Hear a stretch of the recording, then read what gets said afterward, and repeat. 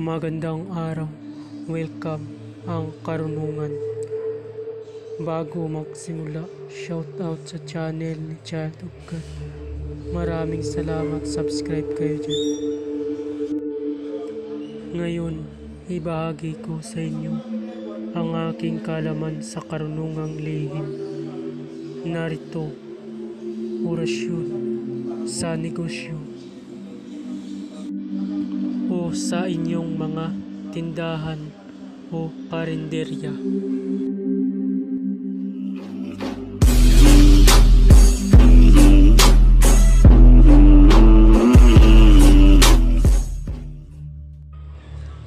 Babala, ang lahat ng mga orasyon na inyong mababasa dito ay lubhang makapangyarihan. Gamitin lamang sa mabuti. Ibinabahagi ko ang mga orasyon na ito para katulong at hindi para makapanakit ng sino man. Ang sino man na gamitin ito sa masama ay magkakamit ng walang hanggang paghihirap habang buhay hanggang kamatayan. Maraming salamat po. Pamamaraan. Una, magtirik ng 3 kandila sa umaga bago magbukas ng tindahan. Dapat ay hindi pa lumitaw ang araw. Ang oras na paggamit ay ng ura na ito ay bago litaw ang araw ay magsindi ng 3 kandila at insenso. At magdasal ka ng 3 Ama namin, 3 Aba Ginoong Maria, at 3 sumasampalataya. Iaalay sa pagsindi ng kandila. Pagkatapos ng 3 ulit, isunod ito.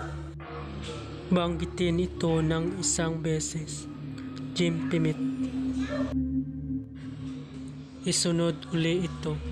Magdasal ako ng 3 Ama namin, 3 Aba Ginoong Maria, 3 sumasampalataya. Iaalay ko sa aking negosyo na maging mabili at maraming customer ang pupunta sa iyong tindahan. Isunod ang orasyon. Narito ang orasyon. Jesus, Yeshua, Jesus, Yeshua, Jesus, Yeshua, Santay, Suwam, Niyama, Di, Amen, Di Taratam, Sarapa, Sarasa, Hiwaikan, Seno, Pitarkom,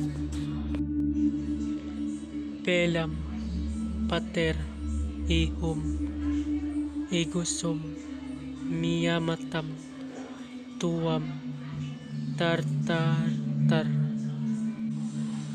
Laso, Resendi, Heto, Sator, Haripo, Ruto. Usalin ito ng 3 beses.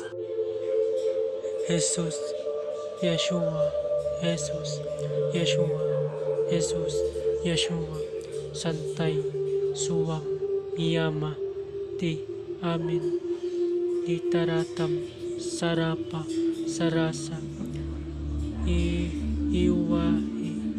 Iwain kan, Seno, Pitarkom, Pilam, Pater, Ihum, Igusum, Miyamatam, Tuwam, Tartar, Lason, Resendi, Heto, Sator, Haripo, Roto. 1 beses ulit usalin ang orasyon.